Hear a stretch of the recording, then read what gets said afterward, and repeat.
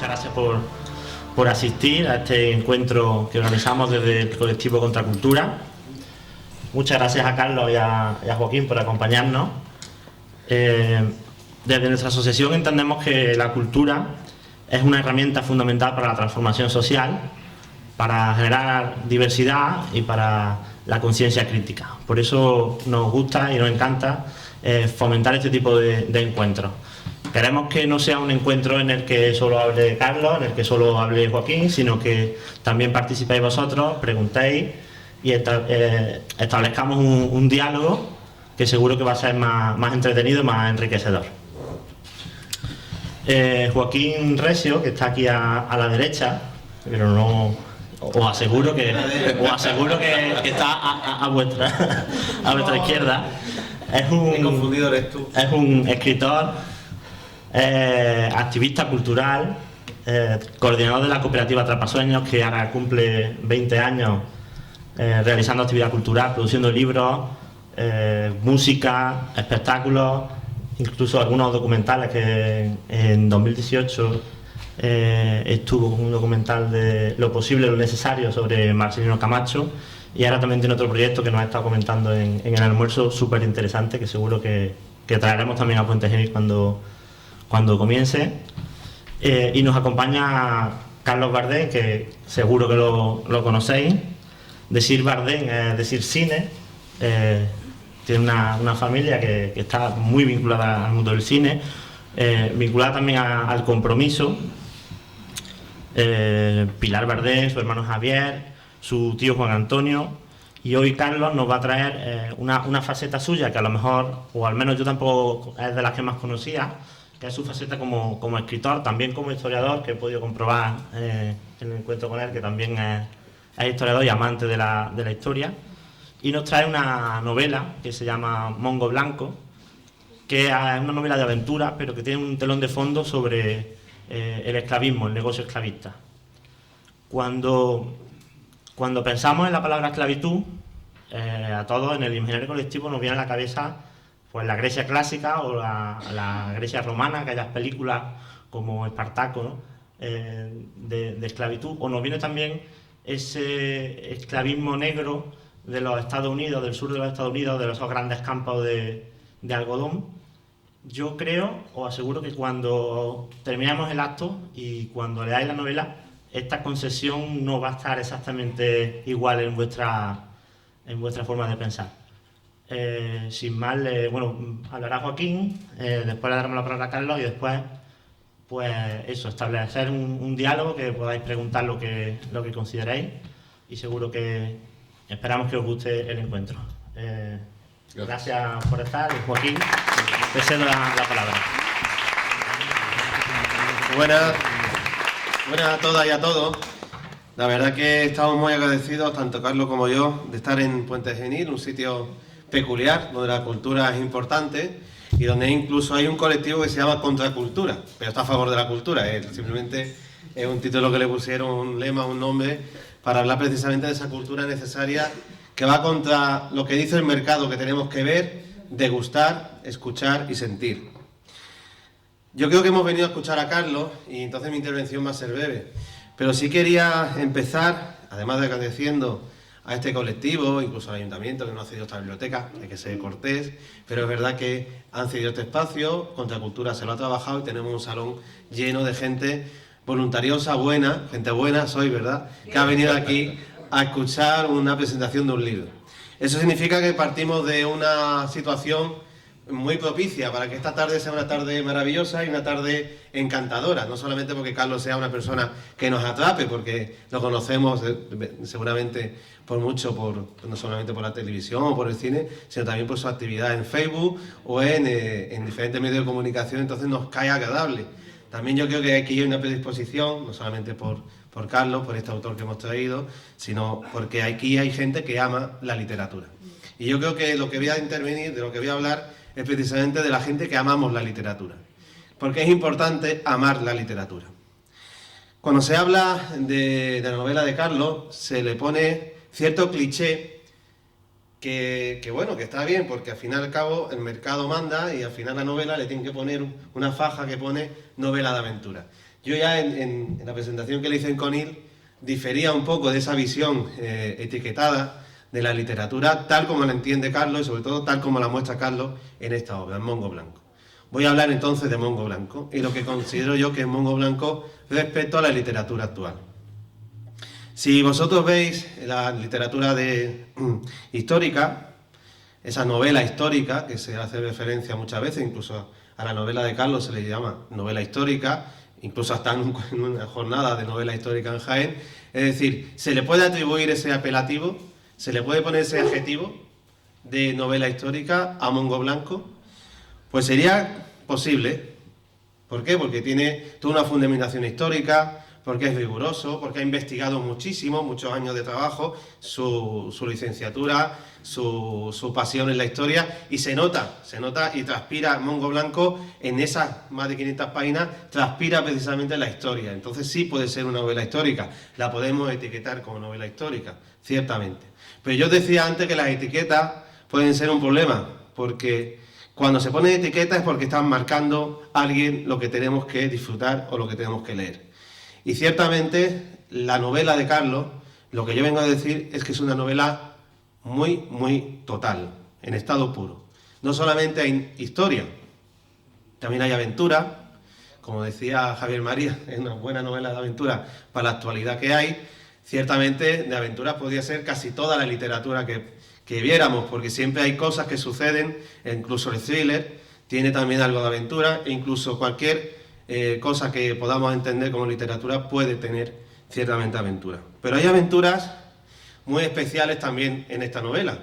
Entonces también puede ser una novela de aventura, y ciertamente cuando se ve cuando se visualiza, la imagen que va haciendo Carlos de sitio tan maravilloso como es Málaga, aunque esa Málaga ya no existe, la Málaga que él inventa, ¿no?, en esta novela, esa ya no existe, pero si has conocido Recife, que está en el estado de Pernambuco, en Brasil, o si has estado en La Habana, cuando habla de esos puertos, la novela de Carlos huele a esos puertos y huele a esas calles de La Habana y de Recife, en el estado de Pernambuco, en Brasil, una ciudad preciosa, precisamente la zona más cercana al continente nuestro, un sitio maravilloso, que yo he estado, he podido disfrutar de su sitio, de su gente, y ciertamente lo bonito de todo esto es que ciertamente es una novela de aventura que nos hace viajar. Entonces también sería una novela de viaje, es decir, ya puede ser histórica, puede ser de aventura, puede ser de viaje, puede tener todas las etiquetas, pero eso es la grandeza que tiene una novela cuando digo, y repito, que está en estado puro, es decir, una novela total, que hacía tiempo que no se hacía en este siglo XXI, porque hemos estado jugando muchísimo a segmentar, a generar criaturas literarias que tienen mucho que ver con momentos y con estilos muy determinados, cuando aquí se está haciendo un esfuerzo y un trabajo por recuperar una literatura un poco más universal. Y por apuntar una última etiqueta que podríamos ponerla, que no me gusta, sería la etiqueta de novela psicológica, porque aquí hay muchas magdalenas de Marcel Proust, es decir, aquí hay mucha historia a partir de ese personaje que dialoga permanentemente no solamente con el lector, sino con otro personaje que es fundamental de la novela. Yo no voy a destripar qué es lo que cuenta la novela, porque creo que es tan maravillosa que tiene además muchos segmentos, incluso podría ser novela erótica en algunos tramos. Alguna mujer o algún hombre que conozco me ha dicho, oye, yo he leído alguna parte, y yo, pues sigue leyendo, que seguramente te va a interesar más todavía la novela. Es decir, tiene una parte erótica fundamental también en esa visión total que se tenía en la literatura. Yo no conozco a Stendhal sin esa literatura completa y total, yo no conozco a Goethe sin que tuviera ese paso por todo ese tipo de etiquetas que ahora nos venden y que en verdad no tenían que ser vendibles, tenía que ser la literatura en general, tenía que abordar de forma universal y global toda la parte que nos toca de sentir y de amar. Y terminando, de que es una novela total, quizá tendríamos que también hilar ese sentido de la totalidad con una cuestión que es la perduración, es decir, que sea permanente en el tiempo. Es difícil que una criatura literaria permanezca en el tiempo. La norma, o quien dicta la norma, ya sea la Academia de las Letras, ya sea el mercado, que también es la otra gran norma que dice quién queda y no queda, pero al final quien determina quién queda en la literatura o qué queda en la literatura es la gente que lee. Y yo creo que esta novela, mal que le pese al autor, que sé que es muy humilde, es una novela que ha llegado para quedarse.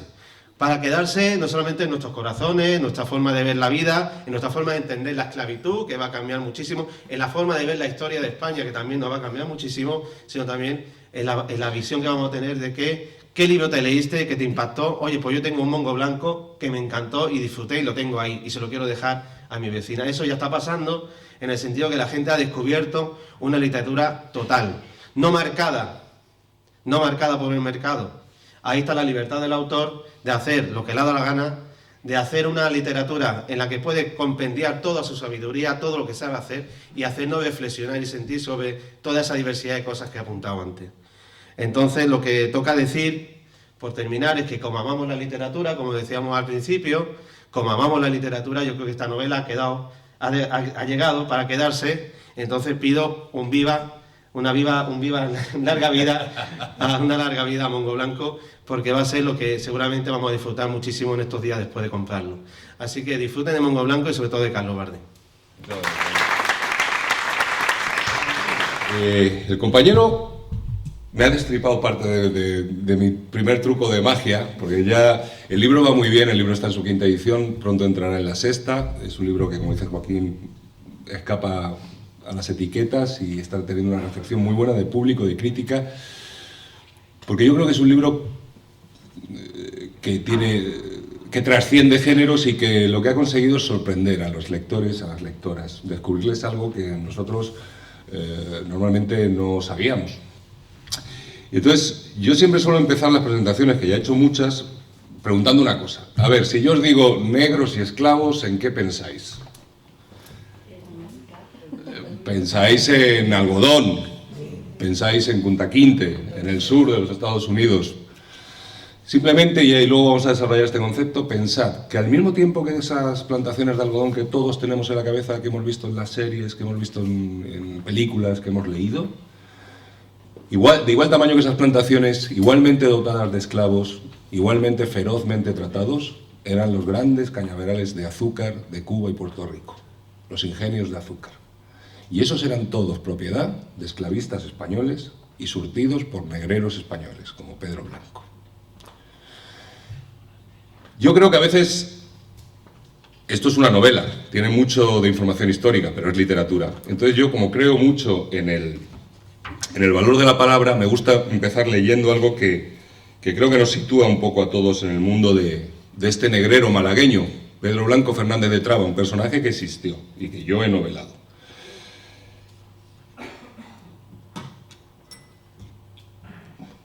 Y dice: aún recuerdo al Tosco, descalzo en el alcázar, tranquilo, limpiando su ojo de cristal. Sabía bien de mi sueño y disposición de ser capitán negrero, y siempre fue generoso en el consejo. ¿Cómo cuál? Me previno contra la tendencia de los bozales a matarse, a suicidarse cortándose la lengua de un bocado para desangrarse, o hiriéndose con los hierros, o a cabezazos contra los mamparos. Lo peor es que se maten ellos mismos, Pedro, me decía. Ahí no hay ganancia para nadie. Y ni siquiera te has dado tú el gusto de despacharlos. Mejor un marinero muerto que un negro. Los marineros sobran en puertos, tugurios y cárceles, los negros no. ¿Y qué proponía este sabio para impedirlo? No os burléis, doctor, la excelencia en la maldad también requiere sus mañas y... No, Pedro, para ser un monstruo no hace falta inteligencia, solo egoísmo y una falta absoluta de humanidad. No hay nada grandioso en ellos, solo miseria. Ser un miserable que no piensa en nada salvo en él y sus atroces apetitos. Como queráis, doctor. El Tosco me enseñó que los motines hay que prevenirlos en tierra, en la costa africana. Una vez los negros cargados a bordo ya hay poco que hacer salvo estar dispuesto a matar y a morir. Me aconsejó que antes de embarcarlos los mirara bien, a los ojos, que identificara a los más altivos, los menos asustados. Esos serían los líderes de un posible motín, me decía. A esos quiébrales la voluntad, azótalos, humíllalos sin razón. Si alguno es aún desafiante, mátalo. Delante del resto, que lo vean desangrarse. Perderás el valor de un buen negro, pero salvarás el de toda una cargazón. Esos paganos tienen que llegar a temerte más que al peor de sus diablos. También me enseñó otras cosas, a cortarles bien las uñas a los bozales para que no se hirieran entre ellos o a la tripulación, o que a veces, si había para elegir en los barracones de las factorías, era mejor comprar adolescentes y no adultos. ¿Por qué? por ser más dóciles, menos fuertes. Ah, no tanto por eso como por ser más menudos de cuerpo. Así se podían hacinar más en la bodega. Por Dios, es repugnante. Es inteligente, doctor. Sin duda para vos éramos monstruos. Sí, en verdad todos lo éramos. Pero no olvidéis que la trata fue siempre un negocio, el más rentable de los negocios. Origen de tantas fortunas en este y otros países. Y todo negocio tiene sus usos, sus trucos. Los motines de bozales en un negrero son la peor pesadilla. Siempre acaban en muerte y ruina. Sé de un caso en que se incendió un bergantín. La tripulación nada pudo hacer por apagarlo, alimentado por las explosiones de los barriles de ron. Los marineros que no murieron se pelearon a cuchillo por un lugar en los botes. Desde ellos vieron arder el barco y cómo los negros rompieron al fin las escotillas y subieron a cubierta solo para ver alejarse a sus captores. Como el mar ya hervía de tiburones, prefirieron asarse en cubierta a saltar. Gritaban de dolor y cantaban, los hombres desafiantes, las mujeres abrazando a los niños, hasta que el fuego alcanzó la Santa Bárbara y volaron por los aires. Todos los negreros tenemos historias de motines y barcos fantasmas. Esto es un ejemplo del mundo de un negrero, como era Pedro Blanco. Y ahora me gustaría leer otro pequeñísimo fragmento que vamos a ver. Este era un extremo de la cuerda, digamos. Ahora vamos a ver el otro extremo, el extremo de los que se enriquecían con esto.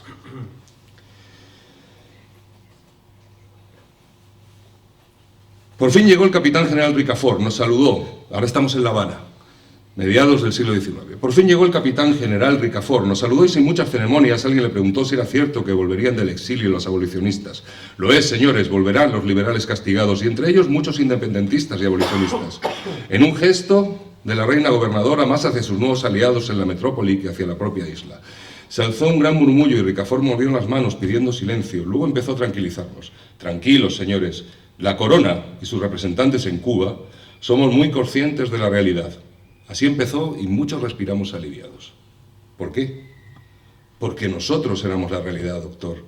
Los enormes caudales de la trata eran más importantes que nunca. Ya antes de la Carlistada, que pasó de revuelta a guerra civil en pocos meses, España era un país en quiebra, adormecido económicamente.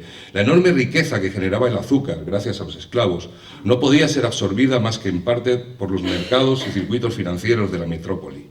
Por eso todos hacíamos cada vez más negocios con los Estados Unidos y Gran Bretaña. España dependía económicamente, pues era un estado en bancarrota permanente, de Cuba. Tanto, y sobre eso versó el discurso de Ricafort, que en contra de las veleidades liberales en la madre patria, él nos garantizaba mano dura y estabilidad en la isla. Para eso existía la unión del poder militar y civil en la figura de los capitanes generales. La cosa en Cuba no pasaría de gestos, como la mencionada amnistía. Ya dijo el gran Napoleón que para hacer la guerra hacen falta tres cosas: dinero, dinero y más dinero.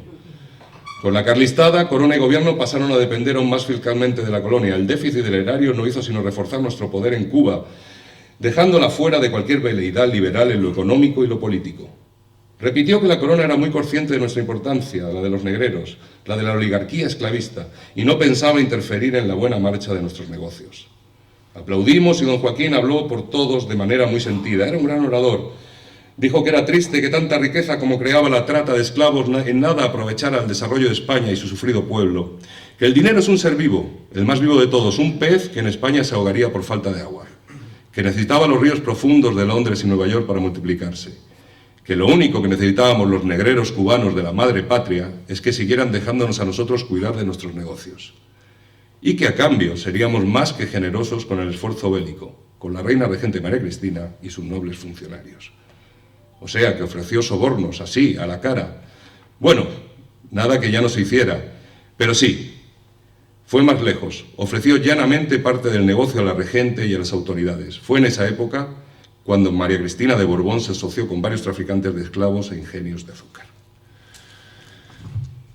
Esto hemos visto los dos extremos, desde el que va a por seres humanos a la costa de África y los hacina en la bodega de un barco, en un viaje que no duraba nunca menos de un mes y normalmente podía durar un mes y medio, 2 meses, hacinados, puestos al tresbolillo.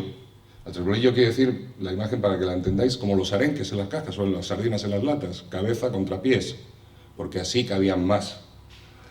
y puestos de costado. Curiosamente, los negreros tenían la superstición de acostarlos siempre sobre el lado derecho, porque pensaban que tanto tiempo sobre el lado izquierdo debilitaría el corazón de los esclavos. Y llevaban esos esclavos a las Antillas a alimentar esa economía de plantación. Eso hizo que este monstruo, Pedro Blanco, que insisto es un personaje histórico, un personaje que existió, amasara una fortuna obscena. Y esto me lleva a la pregunta que os he hecho al principio. ¿Por qué todos cuando pensamos en esclavitud nos vamos al algodón y a Mississippi y no nos vamos a Cuba? Pues por dos cosas. Evidentemente la potencia creadora de relato de Hollywood, ¿no? Pero la otra es porque se nos ocultan partes de nuestra historia, sistemáticamente. Los planes de estudio los hacen los gobiernos, y los gobiernos de este país, desde el siglo XIX hasta acá, los eligen las élites, y son las élites las que deciden qué parte de nuestra historia tenemos que conocer. ¿Por qué no sabemos mucho de Pedro Blanco? Pues porque Pedro Blanco, como os digo, amasó esa enorme fortuna, tuvo socios en todas las capitales a ambos lados del Atlántico. Pero repasemos, por ejemplo, quiénes eran los principales socios de Pedro Blanco en España. Pues como os he dicho ahí, resulta que la mayor propietaria de esclavos de la corona española en el siglo XIX era la reina regente María Cristina de Borbón. Tuvo el mayor ingenio de azúcar de Cuba, el Santa Susana. ¿Quién más era socio de este señor? Sorpresa, el arzobispo de Toledo. Señor arzobispo, la iglesia en esto siempre ha sido muy cuca y siempre ha encontrado buenas justificaciones. Ponía partes de las rentas del arzobispado en las expediciones de los negreros al Golfo de Guinea, a Benín, al reino que creó Pedro Blanco, en lo que ahora sería Sierra Leona y Liberia. Con el argumento de que, bueno, por mal que vivieran como esclavos en Cuba, siempre estarían bautizados y eso era mejor que vivieran libres como paganos en sus junglas. El dinero tiene una ley de hierro. El capitalismo y el dinero tiene una ley de hierro, que es la ley de buscar los espacios de máxima rentabilidad. Y en el siglo XIX, el mayor negocio que existía, la rentabilidad más alta, era la trata de esclavos. Así que nos sorprende luego descubrir que ¿quién más era socio de Pedro Blanco? Ponía dinero en las expediciones de negreros como Pedro Blanco. Las diputaciones provinciales. Diputaciones provinciales que en principio ninguno asociaríamos a un negocio como la trata de esclavos transatlántica. La de Zaragoza, la de Guadalajara, la de Alicante. Cuando disponían de un capital para invertir, decían, pues ¿en qué invertimos? Parte de esto a lo que da más dinero. ¿Qué es lo que da más dinero? La trata de esclavos. Esta ocultación de parte de nuestra historia, como digo, obedece evidentemente a quienes deciden qué podemos conocer y qué no debemos conocer. En ese sentido, este libro, esta novela, es un acto de rebeldía, es también un acto de memoria, es un acto de recuperar parte de una historia que no nos han contado. Yo soy licenciado en Historia. Yo iba a clase, no como el de los másters, yo sí estudiaba, y yo nunca había oído hablar de este señor. Yo, lo que pasa es que leo mucha historia y me encontré con una nota a pie de página que hablaba de Pedro Blanco, el gran negrero malagueño. A mí, leer en un mismo párrafo, misma línea, gran negrero y malagueño, dije, cáspita, y esto como...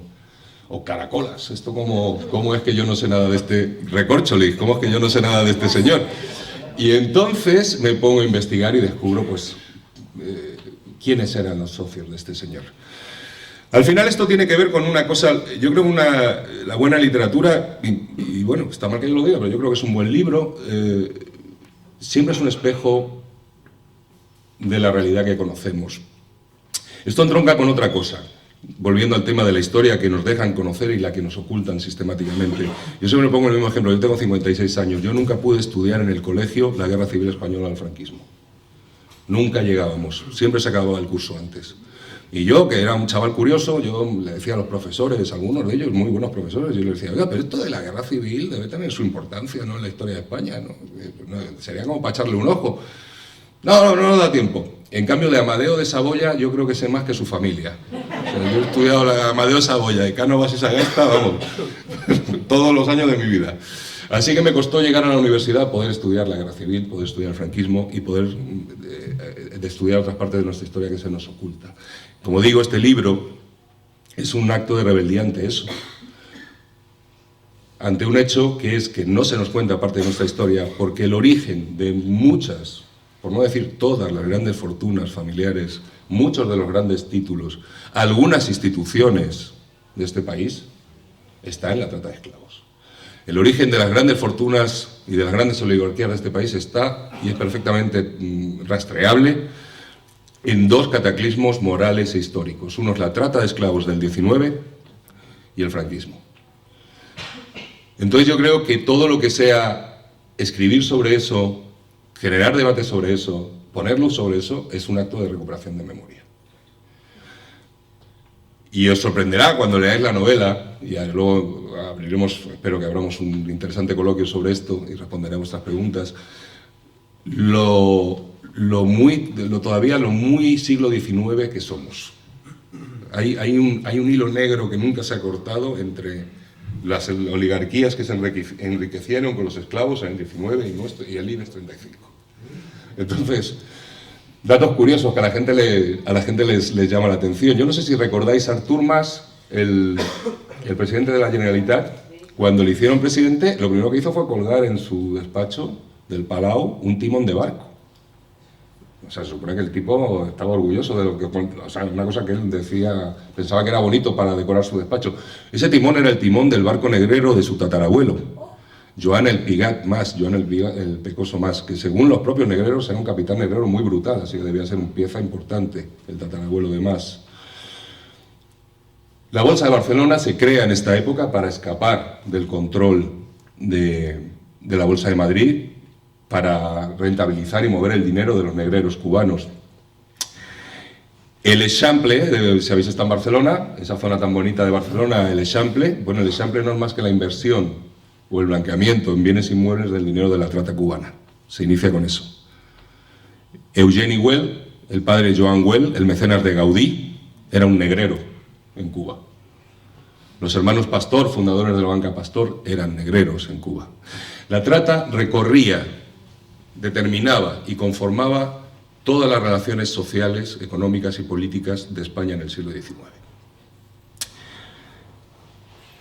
Un dato curioso, siempre se nos ha dicho que lo recordaréis del colegio, que el primer tren de España fue el Barcelona-Mataró.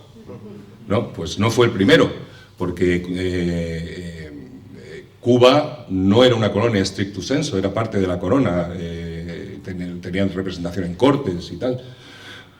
El primer tren de la corona española es La Habana-Bejucal, lo construyen los negreros cubanos, los esclavistas cubanos, para sacar los excedentes de los ingenios de azúcar hacia los muelles de La Habana. Hay un dato que es interesante.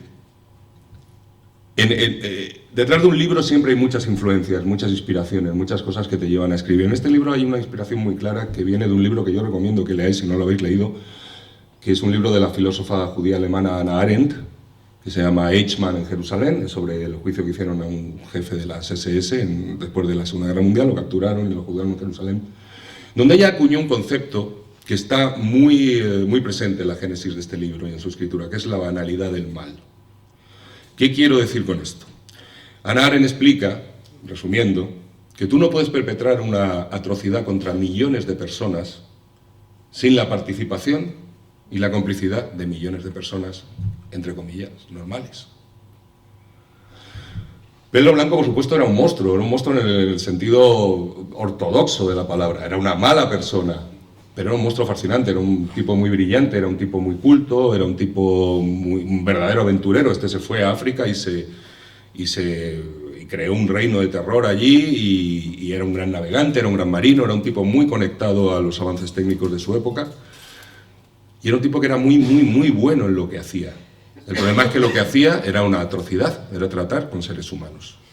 Pero Pedro Blanco por sí solo no podría haber llenado la isla de Cuba de esclavos negros. Y ahí es donde entra el concepto de la banalidad del mal y de algún sentido en este libro tiene la voluntad de ser también una pequeña llamada de atención hacia los que lo leemos, hacia los que lo leéis, de estar siempre atentos a no ser partícipes de atrocidades, que el sentido común o la ideología... Hay un aforismo que dice que el sentido común de cada época no es más que la ideología de la clase dominante en ese momento. La clase dominante en el siglo XIX era la esclavista, así que lo que era de sentido común, lo que todo el mundo, digamos que si hubiera habido tertulias de televisiones y al rojos vivos y cosas de estas, pues todo el mundo habría salido ahí, los economistas de turno, diciendo que, bueno, que la esclavitud está muy bien y que es lo que hay que hacer y que otros diciendo, bueno, está muy mal, pero es que no hay otra manera de hacer las cosas. Eso sonará porque lo oímos todos los días en nuestras televisiones y en los medios de comunicación. Como digo, es una llamada de atención en el sentido de estemos alertas siempre a no ser partícipes de atrocidades, porque es muy curioso pensar las expediciones a por negros, desde las Antillas a África. Los negros se compraban con mercancías. Yo a veces digo, este señor es Pablo Escobar porque las rentabilidades son muy parecidas al negocio de la cocaína, en el sentido de que este hombre compraba a un ser humano en África Occidental por $20 de la época. $20 que ni siquiera solían ser en dinero, solían ser en mercancías que él compraba al por mayor, que solían ser lo que llamaban los negreros la Santa Trinidad, ron, pólvora y mosquetes. Intercambiaban eso por esclavos. Pero le salía al esclavo, digamos, $20, dólar arriba, dólar abajo. Ese esclavo, ese hombre, esa mujer o ese niño puesto en la otra orilla del Atlántico pasaba a costar entre $390 y $450. Así que por eso llenaban las bodegas de los barcos hasta rebosar de seres humanos, porque era el negociazo. Pero como os digo, y vuelvo al concepto de la banalidad del mal, es curioso saber que muchas de esas expediciones, la compra de las mercancías con las que se iban a comprar los esclavos, el pago de las tripulaciones, todo lo que suponía aparejar un barco y enviarlo a África, se financiaba por venta de suscripciones, de participaciones. Estadísticamente, está demostrado que el 50% más o menos de esos viajes, por supuesto, los financiaban grandes esclavistas, como el Marqués de Comillas, ¿no? El que tiene el Palacio de Gaudí en Santander, donde el tío este que regala anchoas. O Joaquín Gómez, otros grandes nobles o lo que fuera. Pero el otro 50% lo financiabais vosotros. Lo financiaba yo. Nosotros, de haber vivido en La Habana en el siglo XIX, seguramente hubiéramos sido esclavistas. ¿Cómo funcionaba esto? Como os digo, era el negocio que dejaba la rentabilidad más alta. Así que si tú, por ejemplo, eras una costurera que te iba bien, que tenías muchos encargos de varias casas y habías conseguido ahorrar unos pesos, o un hombre que tuviera una pequeña taberna, o un comerciante pequeño, y tenías tus ahorros, decías, ¿dónde coloco yo mis ahorros que me dé más dinero? Pues en una expedición negrera. Así que el 50% de las expediciones negreras las financiaba la gente normal. Con el siguiente cálculo, con mis ahorros puedo comprar 2 negros. Si el barco llega, si no hay un motín, porque esto que he leído al principio tan terrible de los motines de esclavos, una de cada 3 expediciones acababa en motín. Y ahí los motines eran el mayor desastre, porque si los negros hacían con el control del barco, solían matar a la tripulación y como no sabían manejar un barco, morían a la deriva. Y si ganaba la tripulación, era a costa de matar la mercancía, con lo cual era un desastre para todo el mundo. Pero la gente normal, que ponía sus ahorritos en una expedición, decía, bueno, pues yo, si el barco llega, pues con este dinero me he comprado 2 negros. Vendo uno, ahí recupero y le gano, y el otro trabaja para mí. Con lo cual, en la isla de Cuba en el siglo XIX y en Puerto Rico, nada se hacía, no se levantaba una piedra del suelo, no se movía nada, no se hacía nada si no lo hacía un esclavo. Y esa mentalidad recorría todas las capas sociales. Es muy curioso, este libro yo tuve la suerte de, en un viaje a La Habana, de conocer a un profesor de la Universidad de La Habana, Jesús Guanche, que están los agradecimientos, que me pasó unas monografías muy interesantes sobre la vida de los esclavos en Cuba en el 19. Y hay un dato que va a ilustrar esto que estoy contando. El mayor periódico de la época era un periódico que se llamaba el Diario de Avisos de La Habana. En el Diario de Avisos de La Habana había 2 secciones fijas. Una era la que anunciaba la llegada de los barcos negreros. Ha llegado la goleta Estrella del Sur del capitán Joaquín Recio con 400 negros mandingas que serán subastados en el tablado. Casualmente los tablados donde se subastaban los esclavos se solían poner al lateral de las iglesias. Y eran los curas párrocos, que eran figuras respetadas por sus parroquianos, los que también anunciaban, mañana va a haber una venta de esclavos aquí, venir, que no, el capitán este trae buenos negros y tal. Bueno, esa era... Al final de las misas lo hacían. Esa era una de las secciones fijas. La otra sería, para que nos entendamos, para los más millennials de aquí, el Wallapop de la época. La otra era una sección de intercambio de cosas. Y los anuncios eran así. Cambio, cocinera Uluf, de 30 años, esclava sin tacha. Los esclavos sin tacha eran los esclavos que no tenían ninguno de estos tres defectos. No eran ni borrachos, ni ladrones, ni borrachos, ladrones y bebedores. Entonces, un borracho que no era ni ladrón, no, me estoy dejando uno. Borracho, no, vago no, era ladrón, borracho, no, y vago, sí. Pues el que era un esclavo sin tacha era uno que no era de esto. Entonces los anunciaron, esclava sin tacha. La cambio por una mesa camilla y 4 sillas. O cambio 2 negros fuertes, los negros fuertes los llamaban granaderos, 2 negros granaderos, buenos para el machete, para la zafra o para el desmonte, los cambio por un burro y un cerdo.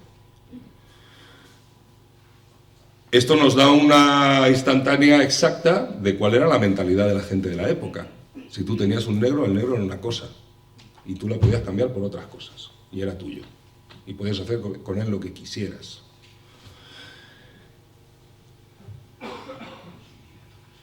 Entonces, como digo, es una novela y que, como decía Joaquín, es una novela. Yo soy licenciado en Historia, entonces yo me he tomado el trabajo de documentar muy bien lo que digo. Todo lo que explico aquí de cómo se hacía la trata, quién hacía la trata, en qué momentos, en qué sitios del mundo, quién la sufría y quién se enriquecía con ella, son datos históricos. Pero es una novela, y es una... recurramos a las etiquetas esas que no nos gustan, es una muy buena novela de aventuras. En el sentido también de que yo creo que todos los que escribimos, antes de escribir, somos buenos lectores. Tú antes de escribir te tienes que llenar de palabras, tienes que leer mucho.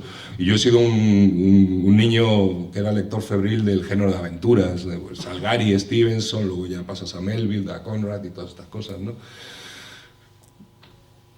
Pero yo creo que a la hora de escribir una nueva aventura yo me planteé, nosotros somos una humanidad que ya hemos visto Auschwitz, que hemos visto Hiroshima, Nagasaki, el genocidio de Ruanda, y en cada uno de estos horrores nos hemos dejado jirones de ingenuidad. O sea, los piratas románticos de Stevenson o de Salgari ya no creo que cuelen ni en los cuentos infantiles, ¿no? Entonces yo me propuse escribir una novela que no ahorrara detalles al lector. Aquí hay algunas amigas, gente de Montalbán, me dice que ya están acabando el libro, y me dice, por momentos es muy fuerte y me cuesta y tengo que apartar los ojos un momento de lo que leo. Y eso a mí me llena de satisfacción, de orgullo y satisfacción, que diría este señor. Porque ese es el objetivo de esta novela de aventuras, es actualizar el género de aventuras para una humanidad que ya ha visto todos esos horrores. No hay idealización posible, no hay enmascaramiento, no hay suavidad. Tú no puedes hablar de negreros y de esclavos en el siglo XXI o en el 2019 o en el 2020 tratando de quitarle hierro al asunto. Yo creo que la obligación del autor en este caso, o así me lo tomé yo, es trasladar de la manera más fidedigna el horror que era esto y cómo todo el mundo participaba de ese horror, en la inmensa mayoría. Aquí, evidentemente, yo supongo que hay mucha gente marxista o informada del marxismo. Bueno, esta es la historia de un monstruo. Evidentemente, Pedro Blanco era un monstruo, pero los monstruos son superestructura. A los monstruos los crea en cada momento el sistema que los necesita. Es la sociedad esclavista, el sistema esclavista, el que crea monstruos como Pedro Blanco. Entonces, con esto en la cabeza, he querido hacer una novela de aventuras para esta humanidad que hemos perdido quizás ingenuidad, y también ahí quizá me ha influido mi otra faceta profesional, que es la de actor, para lo que yo llamo los ciudadanos de la era HBO o Netflix, ¿no? Los que vivimos bajo el efecto Tony Soprano, se dice entre la gente del audiovisual. Si echáis la memoria atrás, veréis que Tony Soprano fue el primer protagonista de una serie que era malo. Antes de Los Soprano no había protagonistas malos, había el malo y luego estaba el bueno, que siempre ganaba. Bueno, el primer protagonista abierta y orgullosamente malvado y monstruoso es Tony Soprano, y a partir de él se abrió la veda, que yo creo es muy interesante, de la narrativa del monstruo. Esto es una cosa que me interesa señalar porque creo que es importante. Yo creo que todos escribimos por determinadas razones. Yo escribo para entender. detrás, este es mi 6º libro, mi 4ª novela. En la génesis de cada una de mis novelas hay una inquietud, querer saber. Yo creo que la cultura nunca tiene que dar respuestas. La cultura lo que tiene es que sembrar dudas, sembrar preguntas, generar espíritu crítico. Entonces, una de las cosas que creo que ayudan a eso son estos personajes monstruosos, complejos. ¿Por qué? Y es a lo que voy. Yo creo que el monstruo tiene una función narrativa, curiosamente muy saludable. El monstruo tiene una función narrativa de ponernos un espejo delante y decirnos, ojo, porque si en vez de Puente Genil en el 2020 y con la vida que tengamos cada uno, tú hubieras nacido donde yo nací y en la época que yo nací y en el sistema que yo nací, a lo mejor tú hubieras sido un monstruo como yo. Es también una llamada de atención hacia eso, estemos atentos a los discursos que intentan siempre justificar monstruosidades y hacernos partícipes de ellas. Porque este hombre cuando nace en Málaga, este era un perchelero, un malagueño. Este hombre pues era un gran marino, escapa de su casa por unas vicisitudes que ya veréis en la novela, se va a Cuba y lo que encuentra es un sistema que favorece la utilización de potencia sus cualidades y sus inclinaciones naturales, que no eran a hacer el bien, evidentemente, y lo van levantando, el sistema lo necesita y lo usa, lo empodera hasta convertirle en el mongo blanco. Los mongos, en la terminología de la trata del 19, la trata atlántica entre África y las Antillas, el sur de Estados Unidos y Brasil, los mongos eran los grandes reyes de la trata. Y hubo 3 mongos, nada más. El mongo John Ormond, que era un mulato de marino británico y una africana. El mongo Chachada Sousa, que era un mulato de marino brasileño y africana.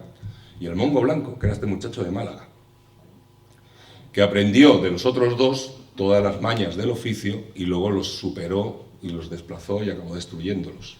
Y él fue el gran mongo de la trata. Entonces la función del monstruo es interesante porque, insisto, creo que nos pone un espejo delante. No hay, quitando personalidades patológicas, ahí entraríamos ya en el terreno de la patología psiquiátrica, gente que está definitivamente perdida para la humanidad, no hay nadie que sea un monstruo permanentemente, no hay nadie que sea 24 horas al día un monstruo. Este hombre tenía una historia familiar, este hombre tenía sus afectos extraños, pero los tenía. Entonces esa humanidad del monstruo nos tiene que servir también un poco de toque de atención, de plantearnos la duda de ¿y cómo habría actuado yo en el lugar de este hombre? En ese sentido, Joaquín lo ha señalado, la novela está escrita como un diálogo. Es un hecho biográfico real de Pedro Blanco, que murió loco en Barcelona. Entonces esto no importa que os lo cuente porque es el principio de la novela. Y entonces yo he planteado la novela como este hombre loco, abandonado por todos, en un protopsiquiátrico de la época, por una serie de razones que no desvelaré, entra en una especie de terapia de conversación con un médico, un joven médico, que es todo lo contrario a él. Es un idealista, es un humanista, es un hombre empático, es un protosocialista de la época, y es un hombre que no sabe nada de la trata de esclavos. Entonces este viejo loco babeante, abandonado en este psiquiátrico, se convierte un poco en Sherezade de las 1001 noches de sí mismo y encuentra que el único momento donde alguien le hace caso y le presta atención es los momentos en los que este médico habla con él. Entonces se dedica a contarle con pelos y señales su vida, eligiendo también, porque está loco, pero no es tonto, qué partes cuenta y qué partes no. Creo que funciona bien narrativamente y creo que funciona en el sentido en el que lo implementé. Esto me sirve para que ese médico seáis vosotras y seáis vosotros. Ese médico le hace al negrero las preguntas que le haríais vosotros si tuvierais delante a un esclavista del siglo XIX.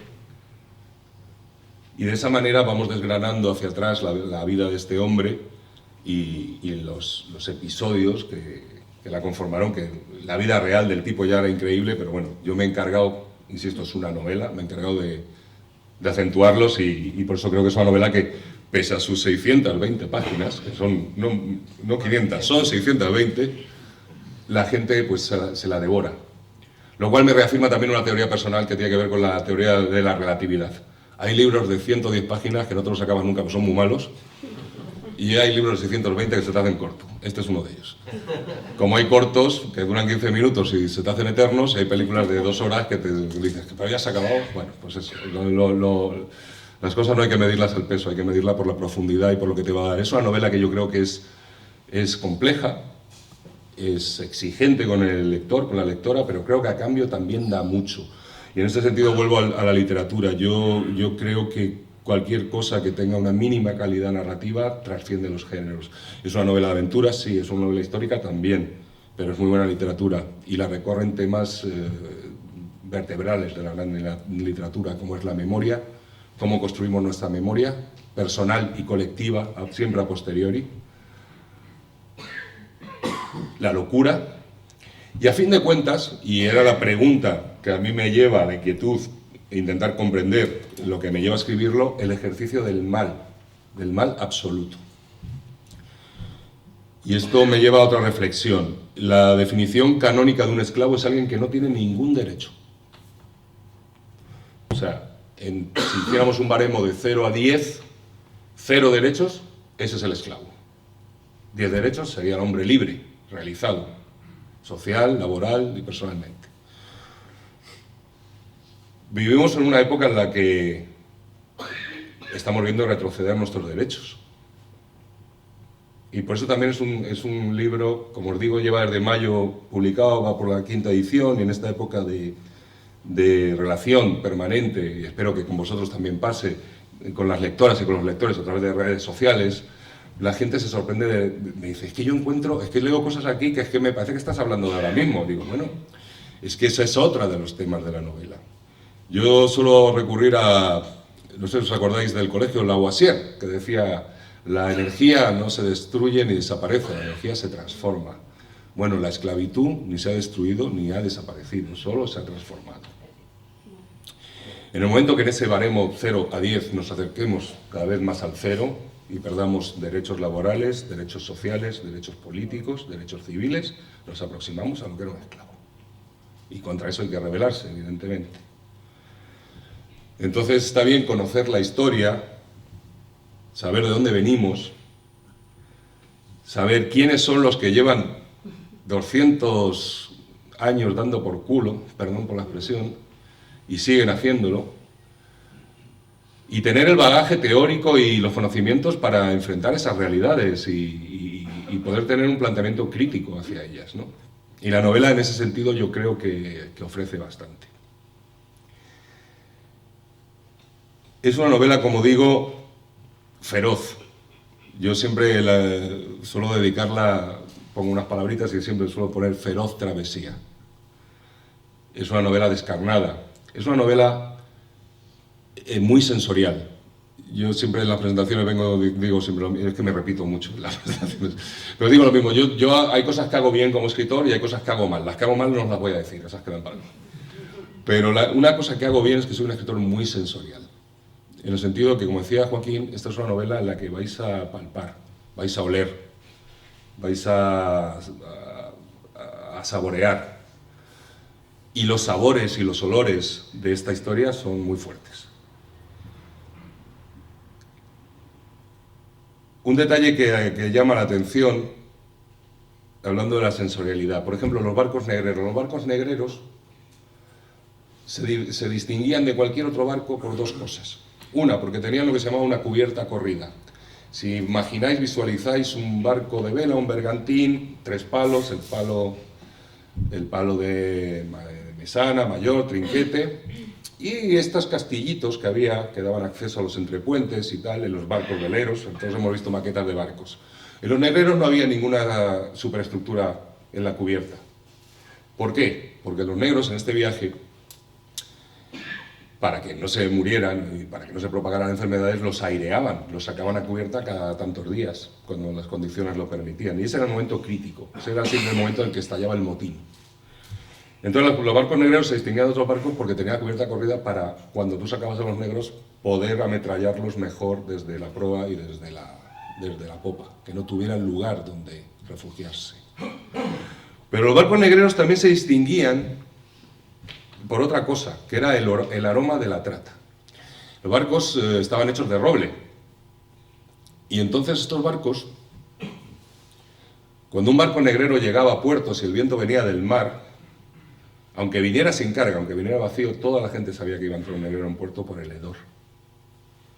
Porque cuando tú hacinas 400 personas aterradas en una bodega, pensad que la mayoría el 90% de los esclavos negros no habían visto el mar, eran de tribus del interior. Por supuesto, muchos de ellos tampoco habían visto un blanco en su vida y un barco mucho menos. Entonces imaginaros, poneros en la piel de una persona que la raptan a la ribera de un río en su aldea cuando va por agua, la encadenan, la llevan unos señores blancos que le parecen demonios, que no entienden lo que dicen, la suben en un barco encadenada, la acuestan de costado, junto con otras 400 personas, estaban aterrados. Y ahí se destilaba el aroma de la trata. El aroma de la trata eran heces, eran sudor y eran llanto. Y ese destilado impregnaba los mamparos, las paredes de los barcos, ¿no? Entonces los barcos negreros hedían. Se dan casos documentados, y yo cito algunos en la novela, de negreros que al final de sus días desarrollaban un trastorno obsesivo-compulsivo, tipo Lady Macbeth. ¿Os acordáis de Lady Macbeth? Que se clavaba compulsivamente las manos porque las veía siempre manchadas de sangre. Pues hay casos documentados de negreros que se llegaban a despellejar lavándose, o se sepultaban en perfumes porque pensaban que llevaban con ellos de por vida el hedor de esas bodegas, ¿no? Todos estos detalles están en la novela, creo que también ayudan a sorprender, a horrorizar, pero también a interesar. Vais a descubrir muchas cosas muy sorprendentes de cómo se realizaba este negocio, que como digo, es un negocio que vertebraba todas las relaciones sociales y económicas de la época. Sobre esto hay una cosa interesante: la esclavitud ha existido en todas las culturas, en todas las épocas de la humanidad. La Grecia clásica, Pericles y los suyos inventan la democracia en el ágora ateniense, pero la inventan porque están liberados de cualquier trabajo, porque mientras los homoi, los iguales, o sea, Pericles y los suyos se dedicaban a hacer política en el ágora, todo el resto de la ciudad funcionaba con mano de obra esclava, y esos no tenían ningún derecho. En todas las culturas ha existido la esclavitud. Y por supuesto, en todo momento ha habido personas que veían que eso era una atrocidad. O sea, los abolicionistas han existido siempre también, desde la antigüedad clásica. Pero hay una cosa curiosa que yo cuento en el libro, esto es una teoría que sostenemos algunos, que es cuándo triunfa el fin de la esclavitud. ¿Cuándo se imponen verdaderamente las voces del abolicionismo? Que han existido siempre, pero ¿cuándo tienen un eco político? ¿Cuándo el abolicionismo llega a las instituciones? Curiosamente, y esto es otro dato interesante, los primeros abolicionistas, los que declaran ilegal la trata de esclavos, son los británicos, que eran los grandes esclavistas del siglo XVIII. Pero son los abanderados del nuevo capitalismo, son los abanderados de la revolución industrial. Y son los que descubren que el esclavo es ineficiente dentro de un círculo de comercio global. El esclavo no consume. Entonces los británicos se dedicaron, a través de la Royal Navy y de diversos tratados, se dedicaron a perseguir la trata y a imponer a otros gobiernos la abolición de la esclavitud y de la trata de esclavos. España, la corona española, ya con Fernando VII, firmó 3 tratados de fin de la trata de esclavos, que por supuesto no cumplía. Y lo hacía de una manera muy curiosa. En la península, en la metrópoli, la esclavitud de esclavos negros nunca...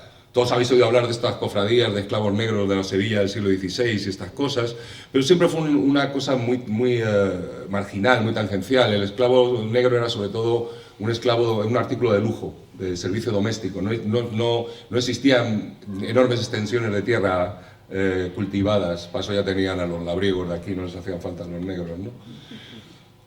Entonces, es cierto que en la península se abole la esclavitud en el 1837. Pero resulta que España, la corona española, es el último país de Europa y el penúltimo del mundo en abolir la esclavitud en sus posesiones, en Cuba. ¿Por qué? Porque en Cuba, a principios del siglo XIX, había tres corrientes políticas. Una era los criollos que se querían independizar al estilo de la Gran Colombia de Bolívar o de México, lo que fuera. Otros criollos que se querían independizar, pero para anexionarse a Estados Unidos, que era una potencia económica de la zona y un país joven y pujante. Y esto, que es una cosa que ahora causa un poco de risa cuando lo digo, pero es así.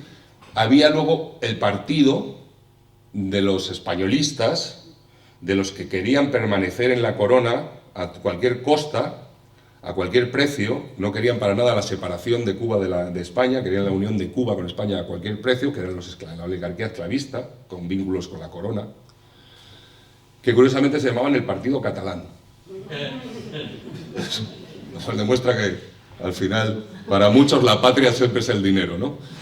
Entonces, curiosamente se llamaban el Partido Catalán, y esos eran los defensores acérrimos de seguir perteneciendo a la corona a cualquier precio. Y a cambio de su apoyo y de lo que os he leído de directamente financiar a la corona y a las oligarquías de aquí, a Cuba se le dio la excepcionalidad de, mientras en la metrópoli se había suprimido la esclavitud en 1867, en Cuba dura hasta 1886. Somos el penúltimo país del mundo. Solo Brasil abole la esclavitud, la trata de esclavos, creo que son 3 años más tarde. Por intereses políticos de la oligarquía, ¿no? Entonces, cuando finalmente se impone el abolicionismo a nivel global, es porque el capitalismo ya no necesita de los esclavos. Al inicio de las revoluciones industriales sí se utilizaba el esclavo, y la revolución industrial europea está en el origen de la gran fortuna de Pedro Blanco. Las revoluciones industriales se alimentaban de lo que se llamaban las economías de plantación, y había 2 economías de plantación. O sea, estaba la revolución industrial del acero y del carbón, por supuesto, que es la primera, que es europea, pero luego estaba la textil, y la vinculada al azúcar tanto para consumo humano como alcoholes para uso industrial, que se sacaban del guarapo de caña. Entonces las economías de plantación esclavistas, la algodonera y la azucarera, estaban directamente vinculadas con la demanda de materia prima de la revolución industrial. Pero una vez que la revolución industrial triunfa, se extiende y consiste básicamente en fabricar cosas para vendérselas a la gente, no ya artículos de lujo como era antes, sino cosas, cacitos, tenedores, pantalones, camisas, bastas. Los dueños de todo el cotarro se dan cuenta y dicen, oye, pero es que esto de los esclavos no, estos señores, y entonces dan con la solución. Prohibamos la esclavitud y creemos el proletariado. Vamos a crear un proletariado que, por supuesto, no va a tener ninguna... Imaginaros, todos habéis leído Dickens o habéis oído hablar de Oliver Twist, ¿no? Pues sus condiciones de vida... Las condiciones de vida en un proletariado industrial del siglo XIX, del principio del siglo XIX sobre todo, no eran mucho mejores que las de un esclavo. Pero con la diferencia de que cuando los esclavistas eran dueños de la fuerza de trabajo de un esclavo, pero también de su miseria. Un esclavo no dejaba de ser una inversión, así que tenías que vestirlo mínimamente, alimentarlo mínimamente y darle un techo. Y había un reglamento, yo encabezo cada capítulo de la novela con un artículo del Reglamento General de Esclavos, que promulga un el capitán general Valdés, en La Habana, donde fija no tanto los derechos de los esclavos como las obligaciones de los dueños. Artículos que cuando los leáis desde nuestra visión de ahora os vais a echar la mano a la cabeza, vais a decir qué barbaridad, pero que en su momento fue muy contestado por la oligarquía esclavista porque decían que era, para entendernos, muy progre. Decían, esto como que... ¿Cómo vas? Porque decía, por ejemplo, cosas como que en época de zafra los negros no podrán trabajar más de 16 horas al día. Bueno, imaginaros, cualquiera que haya estado por allí, imaginaos cortar caña 16 horas seguidas al día. Bueno, entonces, el triunfo del capitalismo y del comercio global transatlántico lo que descubre es que el esclavo es un actor económico ineficiente, entonces deciden sustituirlo por el obrero. Con lo cual, los empleadores de los obreros tienen la fuerza de trabajo del obrero, pero le trasladan su miseria. Le dicen, te vamos a pagar un salario que va a ser menos de lo que yo me gasto en mantener a mis esclavos, y con eso tú te vas a tener que vestir, te vas a tener que alimentar y te vas a tener que buscar un sitio donde vivir. Esto es una cosa que además, si hacéis memoria, y aquí en Andalucía, aquí hay gente mayor, lo recordará, pero yo creo que hasta los años 50, 60, en las minas ahí en Huelva, en Río Tinto y todo esto, los mineros... para que entendamos cómo funcionaba esto, los mineros les pagaban con vales que tenían que gastarse en el economato de la empresa. O sea que el círculo económico era perfecto. Tengo tu fuerza de trabajo, pero encima tú me vas a comprar a mí todo lo que necesites. Así que la abolición, el triunfo del abolicionismo, en el fondo no es más que es una vuelta de tuerca, un perfeccionamiento que trae el triunfo del capitalismo global, para sustituir la mano de obra esclava dependiente del empleador por obreros absolutamente desvalidos ante el empleador, ¿no? Eso es un apunte que creo que es interesante tenerlo en la cabeza cuando leáis la novela. Dicho todo esto, yo me enrollo mucho, entonces a mí, como creo que es un tema que despertará preguntas y tal, me gustaría que abramos esto al diálogo y me estaré encantado de contestaros cualquier curiosidad que tengáis.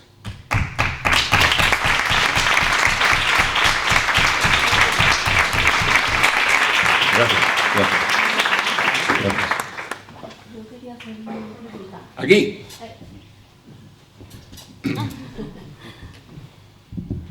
Bueno, has comentado que Pedro Blanco es un monstruo continuamente, ¿no? Pero yo quería saber en su época cómo era considerado en su sociedad, ¿no? Porque, vale, era un monstruo, pero como antes la esclavitud no... Ya has dicho que hasta lo invertían en ello, ¿no? Entonces, en la sociedad, ¿cómo eran consideradas estas Buena personas? pregunta. Lo que pasa es que a ver cómo la cuento sin destripar parte de la novela, pero buena pregunta. Mira, te voy a decir, es más, yo dentro del horror que encarna Pedro Blanco, le salvo en un aspecto. Pedro Blanco arriesgaba el pellejo. O sea, es un tipo que se fue a África y con sus arrojo y falta de escrúpulos, o llamadlo como queráis, pues creó un reino allí de terror, pero arriesgaba la vida. Hay que diferenciar entre los negreros y los esclavistas. Los esclavistas eran los dueños de esclavos. Y esos eran todos grandes nobles, grandes señores, gente que si no era noble la ennoblecieron en aquel momento, gente de dinero nuevo que solía emparentar con la antigua oligarquía arruinada, entonces a cambio del lustre de un título se casaban con la hija del duque de tal que estaba arruinado, se quedaban con sus tierras, eran los grandes señores. Esos eran los esclavistas. Luego estaban los negreros eran los que hacían el tráfico de esclavos y los que se iban a África en un barco a por esclavos. Pedro Blanco fue un gran negrero, no fue tanto un esclavista. Y los negreros eran un mal necesario y en tanto cuanto eran tolerados. Pedro Blanco, y esto es histórico, llegó a ser intendente, la corona le llegó a nombrar intendente general de Marina del Reino de España, en premio a sus servicios.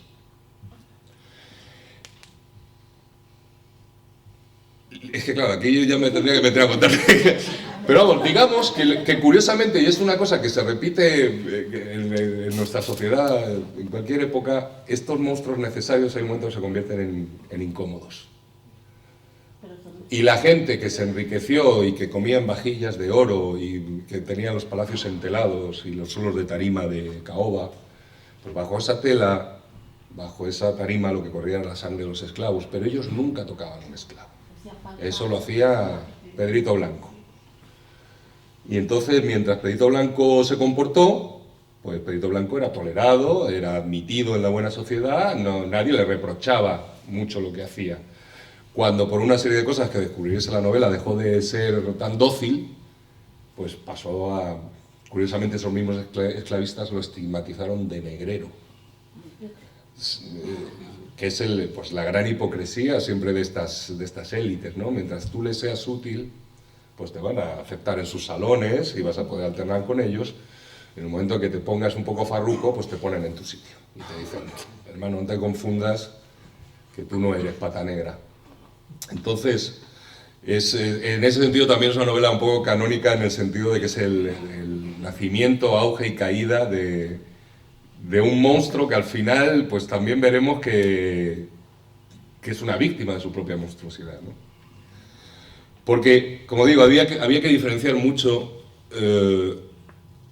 entre los esclavistas estos, que como digo no veían más negro que el negro que le abanicaba, o la negra que le hacía la cama, o el negrito que le servía la sopa, y para los cuales los esclavos eran apuntes contables en un cuaderno de contabilidad, y que les llamaban los esclavistas, los negreros respectivamente se referían a ellos como los esclavistas de salón, les despreciaban porque pensaban que no eran gente de acción como ellos, y estos negreros, ¿no? Pero lee la novela. Es que no me gustaría chafarte cosas que vas a descubrir ahí.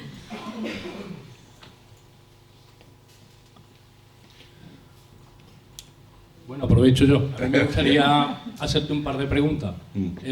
Has hablado antes de que leyendo una foto, ¿no? En el pie de foto fue cuando viste que había un esclavista malagueño. La primera pregunta sería, ¿en qué momento, si decidiste escribir el libro y luego te informaste o hiciste la investigación por informarte en el camino, decidiste escribir un libro? Y otra pregunta, ¿cómo fue un poco ese proceso de recopilación histórica? ¿Fue aquí en España, en Cuba? Bueno, es un poco como he contado antes. Yo leo mucho ensayo histórico. Yo soy de los que piensa que las grandes historias están en la historia con H mayúscula. Y bueno, leo mucha historia y leí, no fue una foto, era un ensayo histórico sobre otra cosa, sobre la burguesía catalana del 19. Y leyendo eso, pues había un pie de página que hablaba de este señor. Entonces, como te digo, me despertó curiosidad porque habiendo dedicado años de mi vida a estudiar la historia de este país, y además ese periodo de la historia de mi país, no había oído hablar de él. Entonces me puse a buscar, pues, el haber estudiado historia me ayuda en ese aspecto, sé dónde buscar, y me encontré con este panorama y digo, pero bueno, ¿y esto cómo puede ser que esto no sea Vox Populi? Y entonces me puse a escribir. Y la labor de documentación no ha habido mucha fuente primaria, casi todo ha sido bibliografía.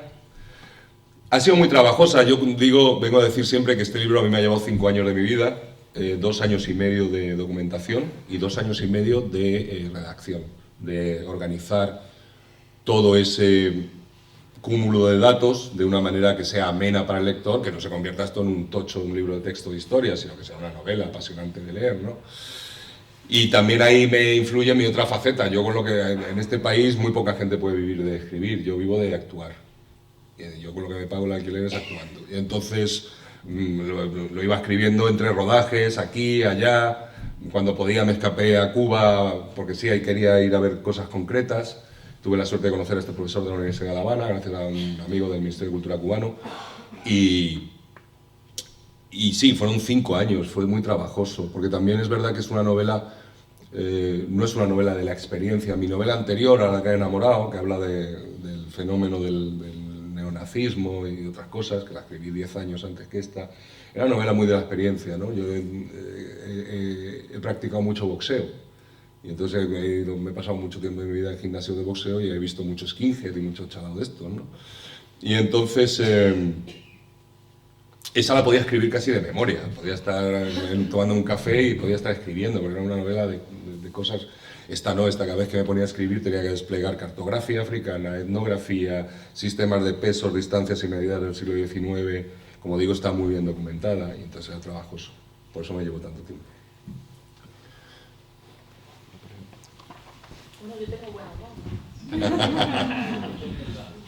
Buenas tardes.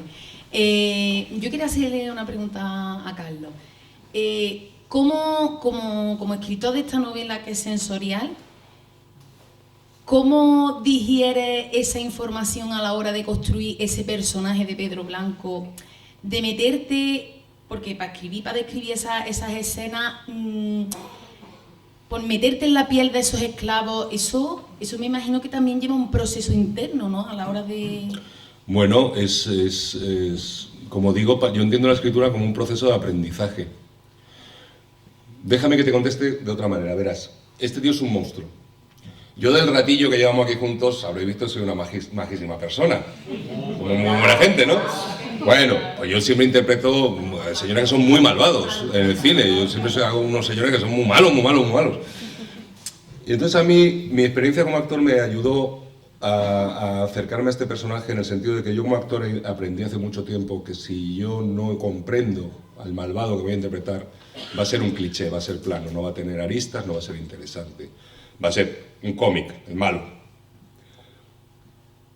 Aprendes a comprender al malvado. Comprender no es justificar. Comprender es meterte en su cabeza y escuchar sus razones. Todos los... Esto es otro tema de la novela. La capacidad de autojustificación innata al ser humano. Todos tenemos a posteriori justificación y razones de por qué hicimos esto, por qué hicimos lo otro. Desde la tontería más nimia a la mayor barbaridad que hayamos hecho en la vida. Tenemos una fascinante capacidad de autoindulgencia, la mayoría. Entonces, a mí me fascinaba meterme en la cabeza. Esta novela tiene una originalidad respecto a, vuelvo a lo que decía al principio, todo lo que habéis visto antes sobre la esclavitud. Aquí el protagonista no es el esclavo. Por supuesto está el esclavo, tú no puedes hablar de un esclavista o un negrero sin hablar del esclavo y de la esclavitud, pero aquí el protagonista es el esclavista, es el negrero. A mí me fascina, mi fascinación era meterme en la cabeza de este tío, dejarle que me contara por qué hacía las cosas. Y lo que es fascinante es entender que sí, tenía sus razones. Razones que le proporcionaba el sistema en el que vivía, tenía sus argumentos. Y otra cosa que me pasa, la evolución esta inmediata que hay ahora con los lectores y lectoras, muchas me dicen, joder, es que por momentos me caía muy bien este tío y es que le entendía. Digo, pues es que es así, es que claro, no es ningún tonto Pedro Blanco, ¿eh? Pedro Blanco os va a interpelar, os va a exigir poneros firme, porque por momentos os aseguro que os va a llevar a su lado. Entonces el viaje es apasionante. Y luego pasa una cosa, efectivamente son 620 páginas. Si yo no me hubiera horrorizado, apasionado, fascinado, excitado escribiendo esto, no hubiera llegado al final, ni pasaría eso con quienes lo leen. Yo no sé escribir, no soy escritor de bestsellers, no tengo una fórmula para escribir. Yo necesito que lo que escriba me modifique, me altere de alguna manera, me fascine, me horrorice, me excite. Solo así puedo seguir con el proceso de escritura. Gracias.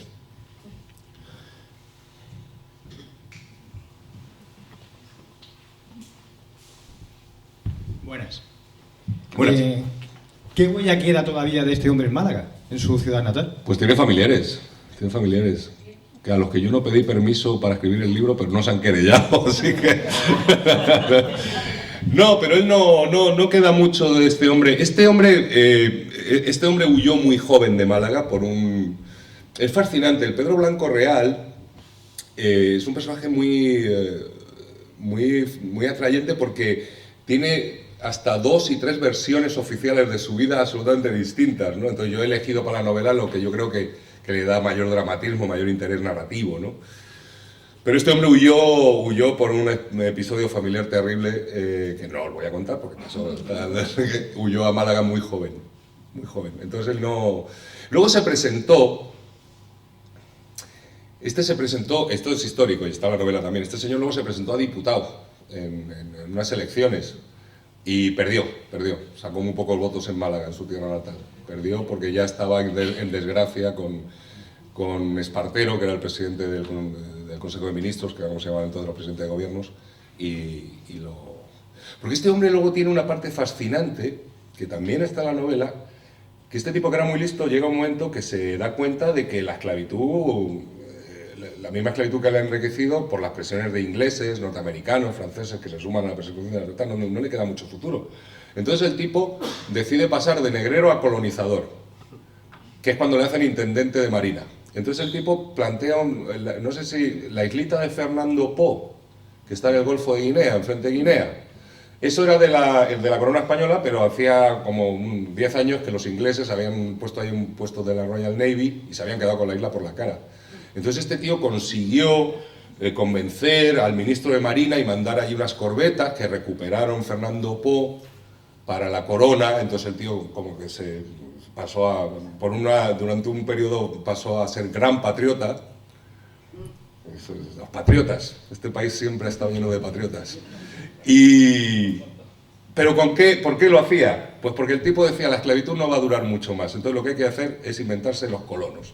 ¿Qué son los colonos? Los mismos negros que yo esclavizaba, les voy a hacer un contrato. Los voy a cargar en los mismos puertos esclavistas en los que los cargaba, pero en vez de encadenarlos, en vez de llevarlos a latigazos encadenados, les voy a poner delante un contrato de trabajo. Los voy a poner en Fernando Po, van a hacer el trabajo que hacían antes como esclavos, en teoría contratados, pero en condiciones de semi-esclavitud. Era como una esclavitud enmascarada. Que curiosamente, en la isla de Cuba, no solo esa extraña figura que duró unos años de los colonos, que era esclavitud encubierta, se llegó a aplicar a muchos emigrantes de Canarias, que los embarcaban con esos falsos contratos de trabajo, llegaban allí, los contratos desaparecían y los encerraban en un ingenio de azúcar, vigilados con perros y a trabajar como esclavos. Entonces, Como quiero decir que, bueno, que sí, pues sí, este señor, por quitar hierro al asunto, este era uno de esos español, mucho español y muy emprendedor. Era un gran patriota.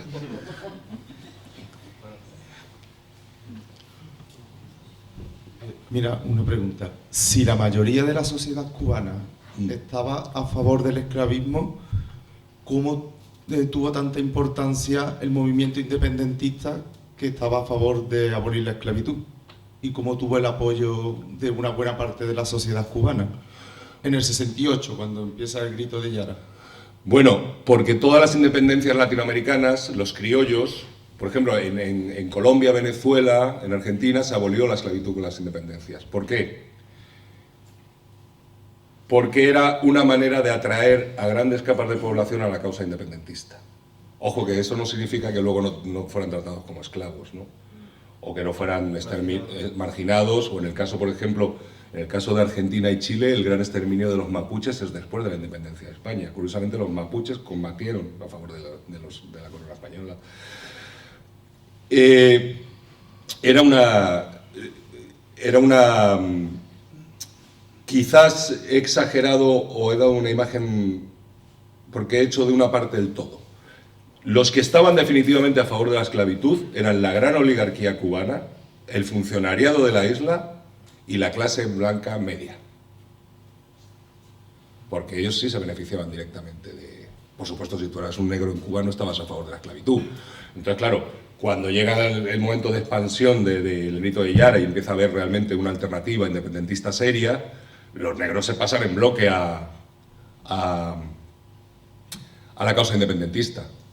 Pero lo que era la oligarquía criolla, la población blanca, también hay que tener en cuenta una cosa. En Cuba, en esta parte del siglo XIX, hay un fenómeno de inmigración peninsular a Cuba fortísimo.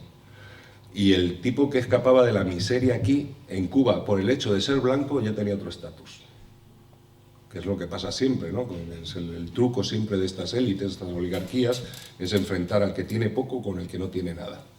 Entonces tú llegabas a Cuba en un barco como emigrante peninsular, con una mano delante y otra detrás, pero te bajabas en el muelle de la Caballería de La Habana y ya todos los negros que había a tu alrededor, eso ya estaban debajo de ti. Entonces ya decían, hombre, esto está muy bien. ¿Sabes? Claro. Y otra pregunta. Los revolucionarios del 68, los peninsulares, que me gustaría saber qué posición tuvieron ante la esclavitud. Había mucho abolicionista. A ver, dices aquí, los peninsulares. Sí, no, los liberales estaban casi todos en contra de la esclavitud. Curiosamente, y esto es un dato que yo recreo en un diálogo entre...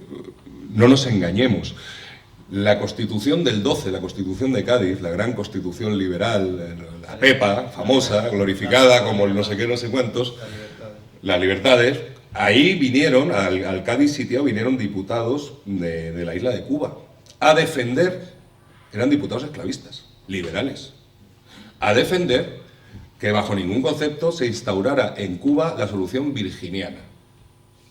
Ojo al dato, ¿qué era la solución virginiana? La solución virginiana era que en Virginia, en el gran estado esclavista del sur de Estados Unidos, y Luisiana y todos estos, pero sobre todo en Virginia, pues se llamaba la solución virginiana, los esclavistas, los dueños de las plantaciones de algodón, habían descubierto que para el trabajo de desmotar el algodón, no había desmotadoras industriales todavía, se hacía a mano, y para separar y limpiar el algodón, les venían mucho mejor las mujeres y los niños que los hombres. Con lo cual, empezaron a comprar menos esclavos, porque los cargamentos de esclavos siempre eran un ratio de 3 hombres por una mujer o un niño. Entonces dejaron de importar hombres y lo que decidieron fue crear esclavos. Y entonces las plantaciones tenían sus criaderos de esclavos, que lo hemos visto en las películas. Y empezaron a invertir esa proporción y a favorecer que hubiera más esclavas y esclavos más jóvenes en contra de hombres. Eso era la solución virginiana, comprar menos negros en África y criar nuestros propios negros. Estos liberales que van a Cuba van a decir, oiga, aquí bajo ningún concepto en Cuba se puede implantar esto, porque eran parte de la élite negrera, y ellos decían en su argumentación, que hay que leerla, porque es que de verdad es que lees cosas y... Ahora voy a leer otra cosa. Y estos decían, no hombre, es que esto cómo puede ser, porque claro, una negra embarazada no puede trabajar y la tengo que alimentar, y un niño, un bebé, no trabaja y lo tengo que alimentar hasta que tenga edad de trabajar. Mucho mejor que trabajen los negros y cuando el negro no pueda más, pues fuera el negro y me compro otro negro. Eso era una cosa que se defendió y salió adelante en las muy liberales Cortes de Cádiz. Hay un dato, esto lo voy a leer porque esto es una especie de... No es spoiler de nada. Es una cosa con la que acaba la novela, que es un dato que es para que entendamos la mentalidad de la época. Os he dicho que España fue el último país de Europa y el penúltimo del mundo en abolir la esclavitud. A vosotros os sonará a todos un señor que se llamaba Antonio Cánovas del Castillo, ¿no? Prócer de la política, presidente del gobierno muchas veces, un señor que tiene estatuas y plazas en todas nuestras ciudades. En todas las ciudades de España hay una plaza de Cánovas del Castillo. Bueno. La corona española no abolió la esclavitud en Cuba hasta 1886, último territorio americano en acabar con esa lacra junto a Brasil.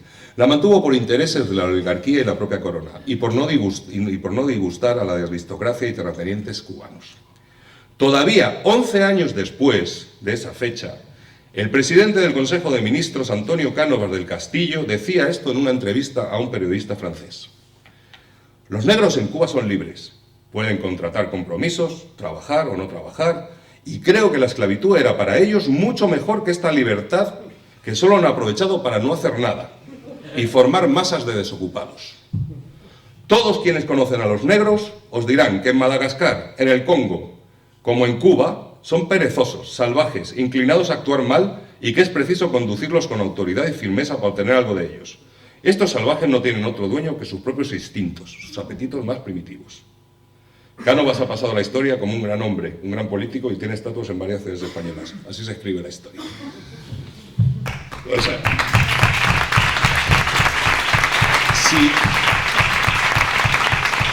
si cambias algunas palabras de lo que acabo de leer, estás oyendo a Santiago Abascal o al del PP. O sea, todos son unos vagos y unos hijos de puta y hay que tenerlos a todos más tiesos que... Así estamos. Esa es la... Se repite todo. Por eso, ante lo que se repite, hay que luchar. Bueno, muy buenas. Yo quería preguntarte, como en el proceso de creación de la novela histórica, como aprendiz al literato, ¿de acuerdo? ¿Cómo se llega a buscar realmente la verdad de lo que pasó? Perdidos entre los datos históricos, entre lo que cada uno cree, entre la historia que nos cuentan o que leemos, pero que quizás no sea así. ¿Qué se encuentra más? ¿Por intuición? ¿Por el deseo de que tú quisieras que algo fuera así? ¿O cómo realmente se encuentra la verdad de la historia que quieres contar? Bueno, confundir tus deseos con la verdad nunca suele ser una buena solución. Esto es interesante lo que me acabas de preguntar para introducir una cosa que creo que pasa mucho ahora. No sé si habéis leído seguro habéis oído hablar de la señora Elvira Roca Barea, que ha escrito un libro que se llama Imperiofobia o no sé qué, y luego ha habido otro que lo ha escrito diciendo que bueno, que España era lo más grande y que se hicieron barbaridades, pero que éramos unos benditos y que es toda la leyenda negra. Eso es una cosa que se llama presentismo y es una cosa de la que hay que huir siempre, que es interpretar el pasado de una manera torticera, retorcerlo, para afianzar tu ideología actual. Ese libro es un libro de nacionalismo español. Yo, como licenciado en Historia, creo que la aproximación a la investigación histórica, ya sea para escribir una novela o para escribir un libro de historia, hay que hacerla siempre desde la mayor asepsia personal, ponerte tú en distancia. ¿Cómo se hace esto? ¿A qué voy? Tanto quien denigra por sistema la historia de España, como quien la ensalza por sistema, responde a un impulso nacionalista o antinacionalista. Está haciendo política con la historia. La historia no es ni buena ni mala. Hay una cosa que es verdad, que se dice a veces, tú no puedes juzgar, por ejemplo, Cortés, tú no puedes juzgar lo que hizo ese señor con los valores morales de nuestra época. Eso es un error. Era otra humanidad con otros valores morales. Lo que sí puedes hacer, y lo que se debe hacer cuando estudias historia, es documentar lo que pasó. Generar el mayor corpus documental posible acerca del hecho que estés estudiando y exponerlo de la manera más sintética posible. Y que sea cada uno el que saque las conclusiones, no interpretar tú para el que va a leer. Porque entonces tú estás haciendo política con eso. Y a veces está bien que hagamos política, pero si queremos un mínimo de rigor científico, lo que hay que hacer es sumar la mayor cantidad de datos, incluso contradictorios, cruzarlos y sacar la versión más limpia, digamos, entre comillas, de ese hecho, exponerla y ya cada uno sacará las conclusiones que tenga que sacar. Eso hay que huir del presentismo. Mira, un caso muy curioso, el otro día hablando con unos amigos, hablábamos de esto y llegábamos a... Hay una cosa muy curiosa, por ejemplo, estos señores que dicen, bueno, es que España, cuando conquista México y Perú, hombre, pues claro, se hicieron barbaridades. Los otros tampoco eran...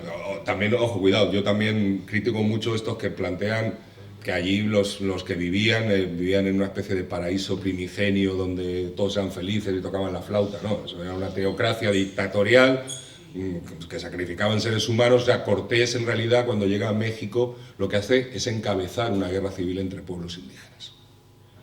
El levantamiento de unos contra una teocracia. Bueno, los aztecas no eran tampoco la madre... Bueno, la Madre Teresa era un ser bastante malvado, no tampoco unos santos. Pero hablando de esto del presentismo, los que ensalzan por sistema la conquista y le quitan hierro a todo y dicen, pero bueno, pero fíjate, siempre recurren a este argumento, dicen, fíjate, a diferencia de los ingleses, que esos sí que son unos hijos de puta, esos llegaron allí a Norteamérica y barrieron con los indios. Y no se mezclaron, no mestizaron con los... A diferencia de nosotros que llegamos allí... Y lo primero que hicimos fue mestizarnos, casarnos con las indias y generar una nueva cultura. Y dices, sí, eso es verdad, pero eso no es porque nosotros seamos mejores personas que los ingleses, ni más cachondos, ni más calentones. Eso es porque cuando los ingleses llegan a Norteamérica se encuentran con pueblos neolíticos, tribus de cazadores-recolectores, sin arraigo territorial, sin ejército, sin cultura escrita, sin capitales, sin estructuras de gobierno. En cambio, Cortés, cuando llega a Tenochtitlán, se encuentra con un imperio, una ciudad que tenía más población en ese momento que Sevilla, que a su vez tenía más población que Londres o París. Y cuando Cortés finalmente conquista Tenochtitlán y mira a su alrededor, ve que son 1.800 tipos entre 500.000 de indígenas. Entonces, 500.000 de indígenas con una cultura muy fuerte, desarrollada, con estructuras desarrolladas de gobierno, con una identidad fuerte, y entonces dice, coño, ¿esto cómo hacemos aquí para que no nos coman? Pues, a ver, a todos, tú, que además fue así, Cortés cogió a sus capitanes y dijo, tú te casas con esta, tú con este, tú con este, tú con este, y casó a todos sus capitanes con las hijas de los antiguos reyes aztecas. Y entonces generó una nueva oligarquía, una oligarquía mestiza. Y eso luego fue, digamos, hacia abajo como modelo social. Pero nosotros no nos mestizamos porque fuéramos ni más mejores ni porque nos gustaban mucho las mujeres, o más que a los otros señores, sino por una necesidad estratégica. Quiero decir, la historia está llena de ejemplos de este tipo. Igual que, por ejemplo, es que la conquista proporciona varios ejemplos de cómo hay que aproximarse a estos hechos. Esta cosa que dicen, bueno, los españoles llevaron allí la viruela y el sarampión y un genocidio, y genocidas que mataron a mí. Bueno, cuidado, llevaron la viruela, llevaron el sarampión, genocidas, la cosa no va por ahí. El asunto es el siguiente, en las culturas precolombinas no hay ganadería. Los españoles llevamos todos los animales de granja y de labor a América, el caballo, la vaca, la oveja, el cerdo, etcétera, etcétera. Todas estas enfermedades, sus cepas primigenias, están en esos animales. Los europeos, a través de siglos de convivencia con animales de granja, habían desarrollado cierta inmunidad o anticuerpos frente a estas enfermedades. Con lo cual, la mortandad de estas enfermedades entre los europeos era cada vez menor. Porque todo el mundo que ha vivido en el campo o que tiene gente que ha tenido animales de granja, bueno, aquí hasta hace muy pocos años en determinadas aldeas los animales, la gente vivía en el piso arriba de la casa, los animales en el piso abajo, para que el calor del animal calentara el piso arriba. esa convivencia durante generaciones con animales de labor y de granja había desarrollado anticuerpos en nosotros. Allí no existían. Entonces, en el primer momento que llevaron el primer tío infectado, en la América precolombina no se pastoreaba ningún animal. No había ningún animal de granja ni de labor. En el caso de los incas sí existía la alpaca, pero poco más. Entonces, es el choque, es a lo que voy. La historia, hay que dejar, lo que es sano es quitarte de estas cosas de, estos son los buenos, estos son los malos. No, vamos a ver qué pasó y por qué pasan las cosas. Y bueno, pues estos eran buenos en unas cosas, estos en otras, estos eran unos animales en unas cosas y estos son animales en otras. Y de ahí construir un retrato y una explicación basada en hechos científicos que sea lo más fidedigna posible. Sí, bueno, lo mío es una pregunta a nivel histórico, ¿vale? Pedro Blanco, no conocía, yo soy también historiador, no conocía su persona, pero como era de Málaga, no sé si tiene alguna relación, le hago una pregunta, con el trío financiero de Málaga, Loring, Heredia y Larios, que son industriales y que son creadores de la primera compañía regional de ferrocarriles andaluces. Entonces, como has dicho que también estuvo en inversiones allí con los ferrocarriles cubanos, no sé si tienen un tejido asociativo corporativo con ellos. Sí, este tío tenía socios en todas estas sociedades industriales de la zona. Hombre, y luego este tío, como hacía Pablo Escobar, este tío luego tenía tanto dinero que empezó a hacer negocios, digamos, legales. Este tipo montó una naviera en la que creo que participaba Larios o la sociedad de Larios, una naviera de transporte de mercancías y pasajeros entre Málaga y Cuba. El tío empezó a diversificar su fortuna en actividades lícitas, digamos. O sea que esos grandes... Tú lo que tienes que tener... Yo lo que sí defiendo, y creo que en el libro está explicado claramente, es que la acumulación primigenia de capital de este país está en la trata de esclavos. La banca Pastor, la he citado antes, pero como la banca Pastor hay muchos otros bancos que se fundan en ese momento y es con dinero de la esclavitud.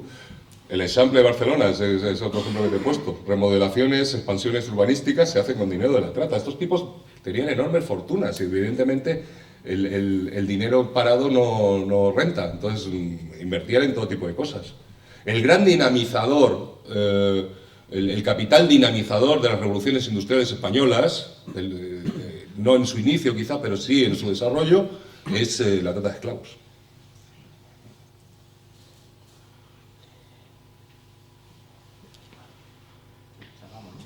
Bueno, yo estoy aquí pasándomelo bomba, pues supongo que tendréis algún plan mejor para el viernes por la noche. Muchas gracias a todos, de verdad, y espero que disfruten del libro.